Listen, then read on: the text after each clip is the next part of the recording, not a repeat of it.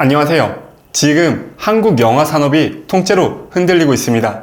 롯데시네마와 메가박스가 합병을 선언하며 오랫동안 유지되던 3강 체제는 무너지고 극장 산업은 2강 구도로 재편되고 있는데요. 그런데 궁금하지 않으세요? 왜 경쟁하던 두 회사가 갑자기 손을 잡았을까요? CGV는 이 합병을 어떻게 보고 있고, 그리고 요즘 자주 들리는 TV 기술의 진화와 OTT 때문이란 등등, 이게 도대체 다 무슨 말들일까요?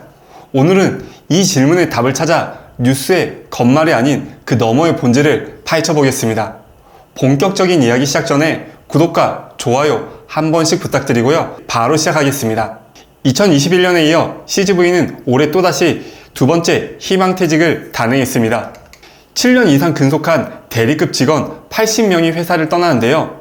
이는 단순한 구조조정을 넘어 극장 산업의 위기를 보여주는 단면으로 소개되고 있습니다. 팬데믹이 끝나면 나아질 줄 알았던 영화 산업은 여전히 적자를 면치 못하고 있는데요. 그나마 CGV는 해외 지사 실적과 IT 계열사 편입 덕분에 간신히 버티고 있는 상황입니다.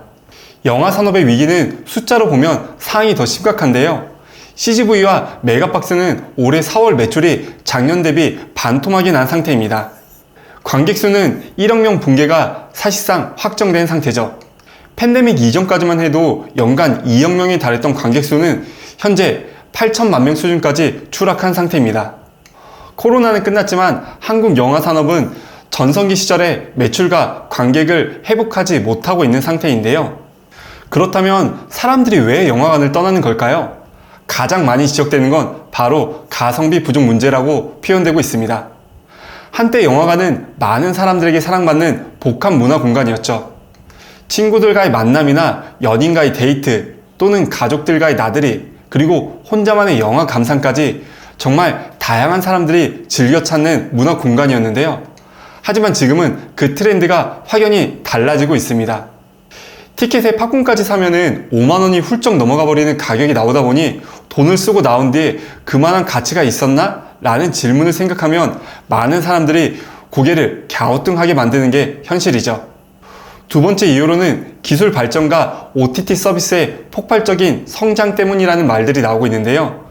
요즘은 영화관만큼의 대형 스크린까지는 아니더라도 일반 가정에서도 1인 빔 프로젝트를 설치하거나 70인치 또는 80인치의 대형 TV가 점점 대중화가 되고 있죠. 10년 전만 하더라도 국내 평균 TV 패널 사이즈는 약 35인치라고 했는데요. 지금은 60인치를 돌파한 상태로 앞으로는 평균 사이즈가 70인치까지도 커질 거라는 의견이 지배적이죠. 굳이 영화관을 찾지 않아도 집에서도 크고 선명한 화면으로 편하게 영화 감상이 가능해졌습니다. 그리고 여기에 바로 불을 지핀 게 OTT 서비스인데요. 넷플릭스나 디즈니, 웨이브, 티빙 같은 플랫폼들은 우리를 극장이 아닌 소파 위에서도 편하고 쉽게 전 세계 콘텐츠와 연결시켜주고 있죠. 그 결과 OTT 시장은 매 폭발적으로 성장하고 있음에도 불구하고 최근 4년 동안에도 지속적으로 매출이 상승하며 4배에 가까운 압도적인 성장세를 보여주고 있습니다. 지금도 끝없는 확장세를 계속 이어갈 거라는 전망이 지배적이죠. 이러다 보니 한국 영화 산업은 그야말로 진퇴양난에 빠진 상태인데요. 관객이 극장을 찾지 않으니 한때 영화 황금기로 불리던 시절처럼 굵직한 기대작도 좀처럼 나오지 못하고 있습니다. 극장 흥행의 상징이었던 천만 영화는 2024년 상반기에는 단 한 편도 없었고, 2025년 미키 17을 비롯한 히트맨2, 하얼빈처럼 기대작들이 많았지만 모두 아쉬운 성적표를 받아들이고 말았죠. 예전에는 반지의 제왕이나 어벤져스 시리즈, 또는 국내 영화로는 명량이나 신과 함께 같은 대작들이 줄줄이 나오면서 영화관에 가야 할 이유를 만들어줬죠. 하지만 지금은 그런 대작들이 없다 보니 굳이 비싸진 티켓값과 편한 홈 영화관을 두고 굳이 영화관을 갈 이유가 없어지고 있는 상태입니다. 관객이 줄어드니 돈이 마르고, 돈이 마르니 투자가 끊기고, 투자가 끊기니 좋은 시나리오와 감동은 떠나가고 결국 매출까지 줄어드는 끝없는 악순환이 반복되고 있습니다. 영화 산업을 보고 전문가들은 이렇게 표현하고 있죠. 지금 한국 영화 산업은 마치 멈춘 시계와 같다라고 말이죠. 최근 영화진흥위원회 발표에 따르면 대작 평균 영화의 수익률이 고작 16%라고 합니다. 이게 무슨 뜻이냐면 100억을 투자해도 평균을 달성했을 때 고작 16억의 수익을 얻는다는 이야기죠.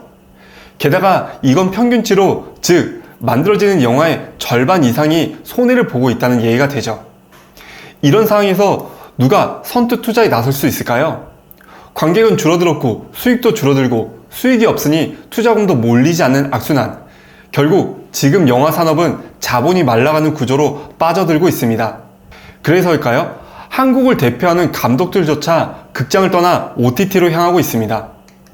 박찬욱 감독이나 연상호, 이준익, 황동혁 감독 등 이름만 들어도 내노라 하는 국내 대표 감독들이 지금은 영화뿐만 아니라 넷플릭스, 디즈니, 티빙 같은 OTT 프로젝트에 매진 중이죠. 왜일까요? OTT에는 돈이 있고 창작의 자유가 있으며 안정적인 고객 수요층이 확보되어 있으니까요. 즉, 하고 싶은 이야기를 마음껏 펼칠 수 있는 무대가 이젠 영화 산업이 아니라 OTT 서비스에서 마련되고 있는 거죠.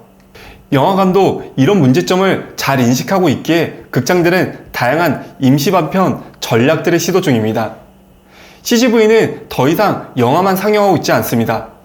대형 스크린과 음향 시스템을 활용해 야구도 생중계하고 콘서트도 상영하고 있죠. 예를 들어 스크린 X를 활용한 KBO 야구 생중계는 마치 실제 경기장 한가운데서 관람한 듯한 생동감을 제공한다고 합니다. 또한 임영웅 콘서트를 극장에서 함께 본다면 어떨까요? 팬들과 함께 노래도 부르고 감동도 공유하고 영화관이 실제 콘서트장으로 변신하는 경험을 선사하고 있죠. 예전에는 단순하게 영화만 틀었다면 지금은 스크린과 음향 장비들을 활용하고 공간을 사용하여 생존하기 위한 노력들을 전략적으로 펼치고 있는 상황이죠. 메가박스는 아예 낮잠 상영관까지 열은 상태인데요. 영화는 안 봐도 된다, 그냥 푹 자고 가세요 라고 말이죠. 실제로 몇천 원만 내면 2시간 동안 편하게 쉴 수 있는 이 서비스에 직장인과 학생들이 몰려들기도 했습니다. 이제 메가박스는 단순한 영화 콘텐츠가 아니라 공간 그 자체를 파는 전략을 활용하고 있는데요. 영화관을 단순한 콘텐츠 소비 공간이 아닌 도심 속 쉼터이자 휴식 공간으로 바꾸는 색다른 시도들이 계속 이어지고 있는 상태죠. 문제는 이런 전략들이 결국 임시 방편에 불과하다는 걸 영화계도 관객도 이미 알고 있다는 겁니다. 극장들은 어쩔 수 없이 생존을 위한 땜질 전략을 펼치며 그나마 피해를 줄이려 노력하고 있지만 업의 본질을 잃은 산업은 결국 쇠퇴할 수밖에 없죠. 영화 없이 버티는 극장? 그건 마치 스타벅스가 커피 없이 버티는 스타벅스랑 같은 이치니까요. 이런 와중에 메가박스와 롯데시네마가 합병을 선언했습니다. 이대로 가면 다 죽는다라는 위기의식이 두 회사의 손을 맞잡게 만든 것이죠. 현재 국내 극장화는 빅3 체제였죠. CGV가 압도적 1위로 독주하고 있었고 그 뒤를 롯데시네마와 메가박스가 나란히 추격하고 있는 상태였습니다. 하지만 이번 합병으로 3사 체제는 무너지고 2강 체제로 재편될 전망이죠. 스크린 수만 보면 롯데시네마와 메가박스가 합병에 성공할 시 CGV를 앞서게 되거든요. 이제 극장 업계는 규모의 싸움이 아니라 누가 살아남느냐의 문제로 바뀌어 가고 있습니다.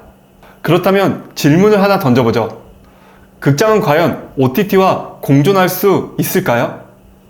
답은 예. 하지만 조건이 있습니다. 극장은 단순히 영화 그 자체를 상영하는 공간이 아니라 영화를 보는 방식과 감동을 팔아야 합니다. 집에서 소파에 앉아 느낄 수 없는 몰입감, 스케일, 그리고 함께 웃고 울던 감정의 공유, 이런 경험을 줄 수 있을 때 극장은 다시 관객을 불러올 수 있을 겁니다. 창작자들에게 자유와 안정된 투자 환경을 제공할 필요가 있습니다. 예전처럼 스크린 수만 늘리고 대작 영화 하나로 하루 종일 방영하는 방식으로는 더 이상 수익을 낼 수 없는 시대가 되었습니다. 지금 한국 영화 산업의 위기는 단순히 관객 수가 줄어들었기 때문이 아닙니다.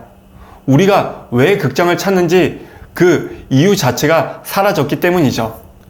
과거의 극장은 단순한 영상 상영 공간이 아니라 사람들이 함께 웃고 울며 감정을 나누던 장소였죠. 그 본질을 되찾지 않으면 아무리 기술을 더하고 공간을 바꿔도 극장은 점점 더 멀어질 수밖에 없습니다. 영화관이 다시 살아나려면 먼저 이야기를 되찾아야 합니다. 스크린이 아닌 이야기로, 수익이 아닌 감동으로 관객에게 다가가야 할 때죠. 극장은 단순한 상영 공간이 아닙니다. 함께 본다는 감동, 그 경험 자체가 극장의 존재의 이유죠. 그 본질을 기억하고 회복할 수 있다면 극장은 다시 사랑받을 수 있겠죠. 지금까지 시청해 주셔서 감사하고 영상이 재밌고 유익하셨다면 구독과 좋아요를 꼭 부탁드립니다. 저는 다음에도 뉴스 너머의 본질을 파헤치는 이야기로 다시 찾아뵙겠습니다. 감사합니다.